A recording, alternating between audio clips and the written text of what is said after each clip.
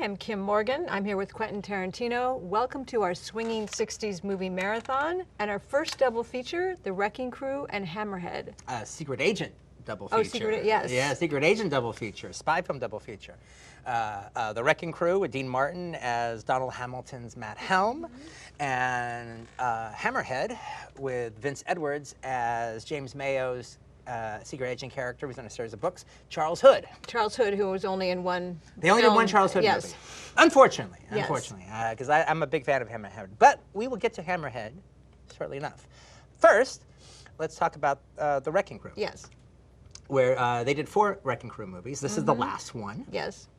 Directed by the great Phil Carlson. Which is an interesting choice, I think, at this point in his career, don't you think? Yeah, it's a bizarre choice, frankly. Yes. But I think it was just like, you know, he did a lot of assignments, and I think this was definitely an assignment for him. I mean, it's one of the things that's actually kind of interesting about a lot of these, those guys that worked, studio directors that worked for, in the 50s and in the 60s, doing their genre movies, is they kind of just did assignments that came along, and they had to do a bunch of different things. Now, Phil Carlson is like one of my favorite of the directors that I call the, you know, there's that one group of directors at Andrew Sarris in American Film, Expressive Esoterica. Yes. Which is, it's kind of like the cool kids section of the book. They do all like the cool genre movies, and you know, they're not the Pantheon, they're not the second wave of the Pantheon, but you know, they're the cool kids, all right? They did good stuff. So he definitely, like Andre de Toth and Sam Fuller and Don Siegel, he definitely sits in that group. But, you know, I don't think Carlson chose this, but he did what the bosses wanted. It's interesting though, because at the time they were trying to do sort of like spoofs. You know, they were inspired by James Bond. James Bond was so popular, but it's a weird tone. With Dean Martin, it feels it's really weird with Dean Martin. It's really weird with Dean Martin. Yeah. The Matt Helm movies, again, like I loved them when I was a kid. I saw The Ambushers at the theaters when I was a kid, and the year this came out, I saw The Wrecking Crew. Now there's a lot of 60s stuff now that when I watch it that I just can't get into. Right. It's too silly. The Beach Party movies are one of those, even though I like the musical sections in there. The Matt Helm movies are like that. The entirety of the TV show Lost in Space is like that. All right, you know, just like the stuff that's just too ridiculous to take seriously. But then why am I showing The Wrecking Crew? I chose it. Is it Sharon Tate? I'm showing it because of Sharon Tate. And it's one of her best performances. I think it's her best performance, okay. Frankly. I think it's her best performance. Well, actually, the whole cast of this movie is pretty terrific. Actually, Dean is actually funnier in this than I think he is in the other ones. The movie knows not to take its plot that seriously, which the other ones didn't take it seriously, but they didn't know not to. This one kind of knows what it's doing by this time. And it's got a good double team in the case of Dean Martin and Sharon Tate. They're very, very funny together, with her having the comedic part of the klutz, and him kind of being the exasperated straight man to her. But also, it's got a great group of 60s it actresses. Elka Summer, Nancy Kwan. I see any Nancy Kwan movie from the 60s, or the 70s for that matter, even when she started doing exploitation movies. I like everything Nancy Kwan did. And Tina Louise, who I've always been a big fan of as well. But this is Sharon Tate's movie. Yeah, and she got really good reviews in this film. When I was reading about it, the film didn't get great reviews, but she was pointed out as well, she deserves it. She is the movie. Yes. I mean, if you ask me, she is the movie. She's just her character, Miss Carlson, Frida Carlson, is very, very funny, and she has a responsibility in this performance that I don't think she quite had in the other movies. She has to be funny. She actually she's the comic relief.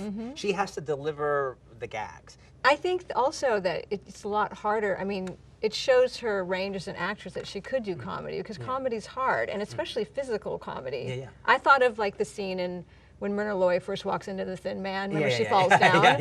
You know, I mean, that's not easy to do, and it shows like a range that she had that I don't think she was given enough credit for. I actually really like her in Valley of the Dolls. I think she got bad reviews in that film, and I think it's unfair, because I thought she was really touching, really moving. No, I think she's pretty good. I think she's pretty good in Valley of the Dolls. I think all the guys are horrible in Valley of the Dolls. I like the 3 gals. Yeah. All right. I think the guys are horrible.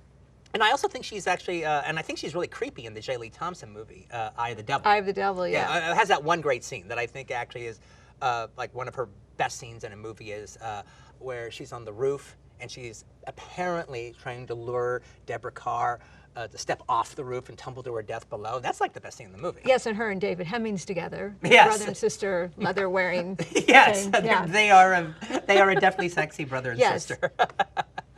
Yeah, where's Louis Malle when you need him? All right, right, right there. Or Barbara Schroeder. Yeah. Either one of them would do a great job of those two. So without any further ado, we're going to get actually watching Sharon in The Wrecking Crew, also starring Dean Martin as Matt Helm, and Tina Louise, and Elka Summer, and Nancy Kwan, the great Nancy Kwan. And we'll be back mid-movie to talk a little more about it. See ya.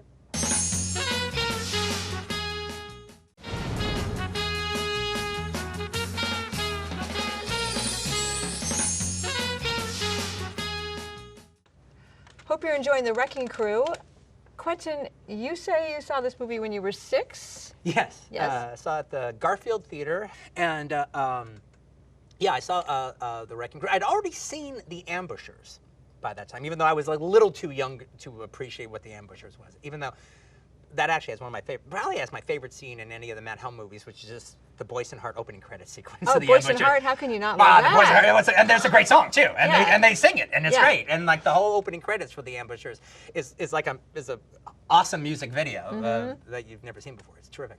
But the thing about the Wrecking Crew is I thought it was a very funny movie, and I knew who Dean Martin was from television and from the Dean Martin, Jerry Lewis movies. But I swear to gosh, I loved this movie when I was 6 because I loved Sharon Tate in the film. And I mean, in particular her character of Frida Karlsson. I thought she was so funny. And I just, I love slapstick comedy. I love people falling and people dangling from things, dangling from flagpoles and all that kind of physical comedy stuff I loved. And I'm not going to say it's like, I mean, I'd seen, I think, Lucille Ball by that point on television. So I'm not going to say that it's like the first time I saw a woman do a tremendous amount of physical comedy, but it's one of the first times I saw, especially a woman as beautiful as her. And especially in a 60s movie, which was a movie of then, as opposed to a black and white 40s film. Well, she's also like offset to the other women in the movie that are all just blatantly sexy. Yeah, they're all just blatantly sexy, and they all have their own little theme song. Yeah. Well, she has her theme song. She has a good theme song. The one that, when she walks away after the. Yes. Ba, ba, ba, ba, ba. And I think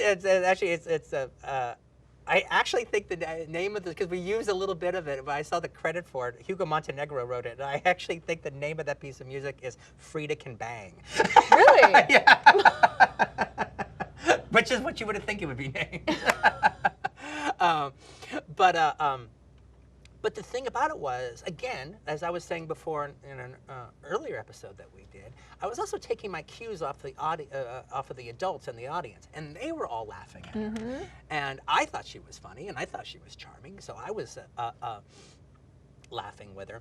And we will not spoil the last gag in the film, but you've got it coming up. But the last gag that she does, it brought the house down. I mean, it brought the entire house down. I couldn't believe how funny it was. I was laughing hysterically. The whole audience roared in unison, and everyone walked out of the theater laughing, which is like, the epitome of a great time at the movies. But and this sounds like because I made a movie with Sharon Tate, about Sharon Tate, that I'm fudging this. I'm not. I liked Frida Karlsson's character so much that when the movie was over at the Garfield, I went outside, and actually the outside of the Garfield was not too dissimilar from the outside of the Bruin that's in my movie, with like the little patio area with the posters up and the box office box. And so I actually went to the poster and looked at the poster, and I asked my mom, which one is Miss Karlsson? And she said, that one. Sharon Tate? That one, yes. And so that's how I learned who Sharon Tate was, is because I was charmed I didn't quite fall in love the way I did with Goldie Hawn, but I was pretty charmed and was all set to watch as many Sharon Tate movies as I could, because I just thought she was so and like I said, that last gag, yes, just killed it. Yeah, we don't want to give it away. We're not giving it away. We're not giving it away, but the last gag kills it. And he loved working with her. Yeah, not only that, apparently not only did Dean Martin love working with her, apparently at the premiere, you know, when he's like talking to the reporters, he goes, "Oh, we love Tatey in this movie. She's just terrific. We want to do another one." And yeah. the movie even announces another one at the end, which was never made. Yeah. And she was going to be in that one too. Mm-hmm. She was going to be his new sidekick, and never happened. I think it's probably, you know, she might be the reason it never happened. It was like they didn't really have the heart to do another one. Yeah. After she died. Yeah. I can understand that. Yeah. So without any further ado, we'll see the end of The Wrecking Crew with Sharon Tate and Dean Martin, and you'll get to see that gag that I was talking about at the end. See ya at the end. See ya.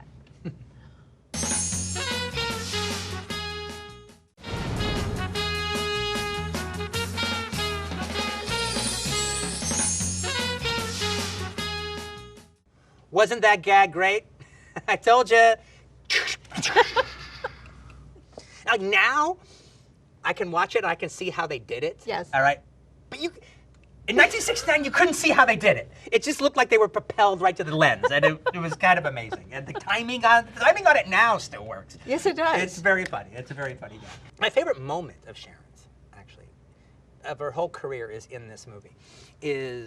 And it's a little bit. And it's no lines, actually. It's just a piece of business she does.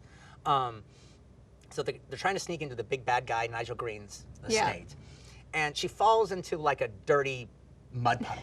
And it's not mud, it's just dirty water. Yeah. It's like a big water puddle, brown water. And she goes face first into it.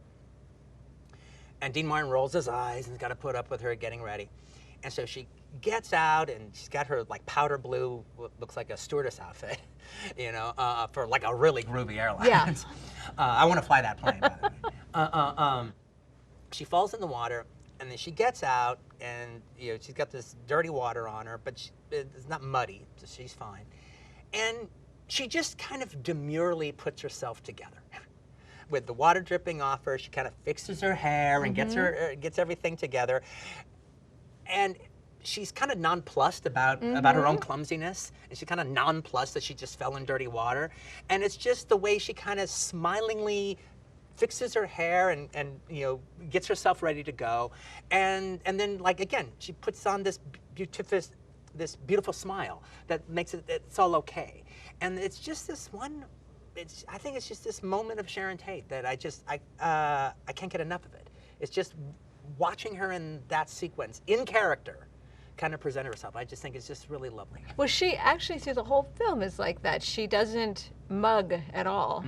She's not overdoing it. She does play it in this sort of delicate way, even though she's clumsy. She is always, she could have been making faces at the camera, she could have been overdoing it, but she doesn't do it. She's very subtle about it in her own way. You're right. No, and especially this is like, you know, this is the time of 60s television where like, you know, actors and actresses, you know, bug their eyes and really push, you know, double takes and spit takes, you know, all that kind of stuff. I mean, that was just the way you did comedy on television.